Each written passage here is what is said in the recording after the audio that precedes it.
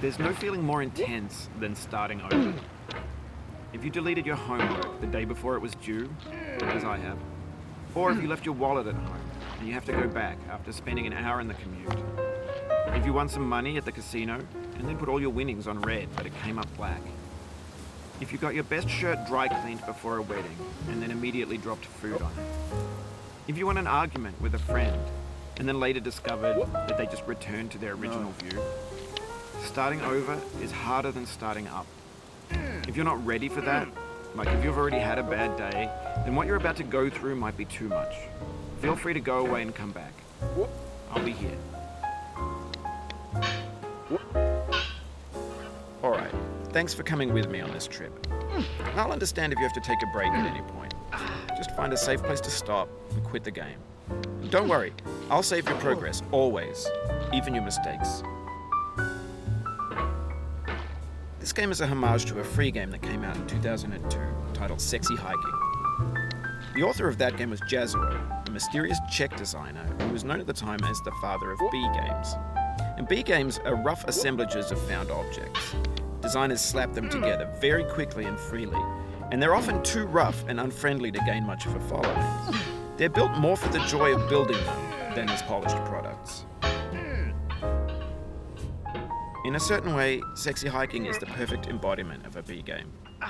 It's built almost entirely out of found and recycled parts, and it's one of the most unusual and unfriendly games of its time. In it, your task is simply to drag yourself up a mountain with a hammer. And that act of climbing, in the digital world or in real life, has certain essential properties that give the game its flavor. No amount of forward progress is guaranteed. Some cliffs are too sheer or too slippery. And the player is constantly, unremittingly in danger of falling and losing everything.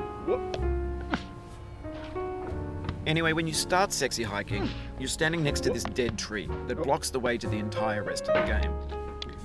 It might take you an hour to get over that tree, and a lot of people never got past it.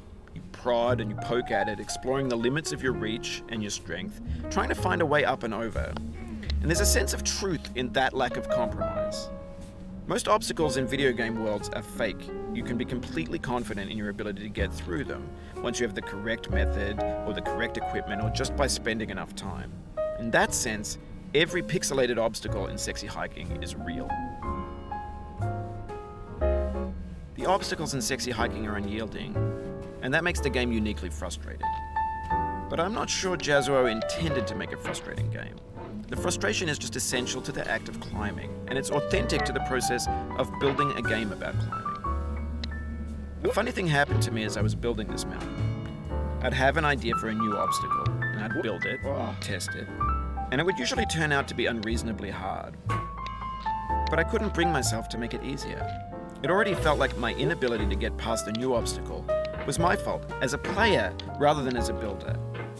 Imaginary mountains build themselves from our efforts to climb them, and it's our repeated attempts to reach the summit that turns those mountains into something real. When you're building a video game world, you're building with ideas, and that can be like working with quickset cement. You mold your ideas into a certain shape that can be played with, and in the process of playing with them, they begin to harden and set until they're immutable, like rock. And at that point, you can't change the world. Not without breaking it into pieces and starting fresh with new ideas. For years now, people have been predicting that games would soon be made out of prefabricated objects, bought in a store and assembled into a world. And for the most part, that hasn't happened, because the objects in the stores are trash. I don't mean they look bad or that they're badly made, although a lot of them are. I mean they're trash in the way that food becomes trash as soon as you put it in the sink. Things are made to be consumed and used in a certain context, and once the moment is gone, they transform into garbage. In the context of technology, those moments pass by in seconds. Over time, we've poured more and more refuse into this vast digital landfill that we call the internet. It now vastly outnumbers and outweighs the things that are fresh and untainted and unused. When everything around us is cultural trash, trash becomes the new medium, the lingua franca of the digital age. You can build culture out of trash, but only trash culture. B games, B movies, B music, B philosophy. Maybe this is what digital culture is.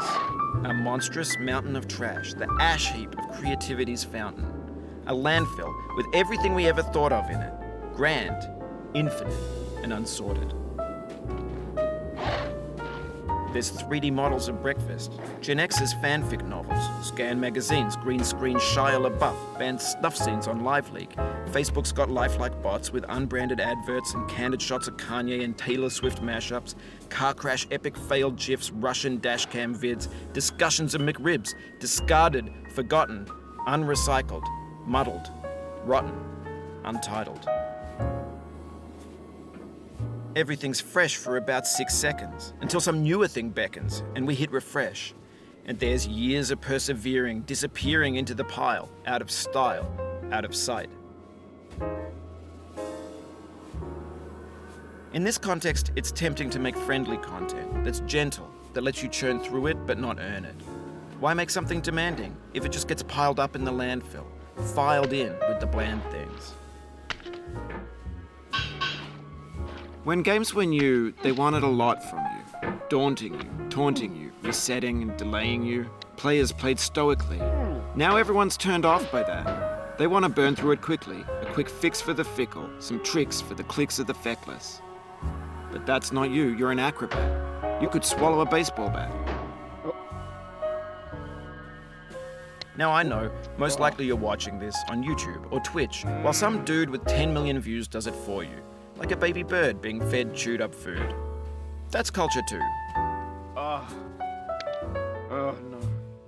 But on the off chance that you're playing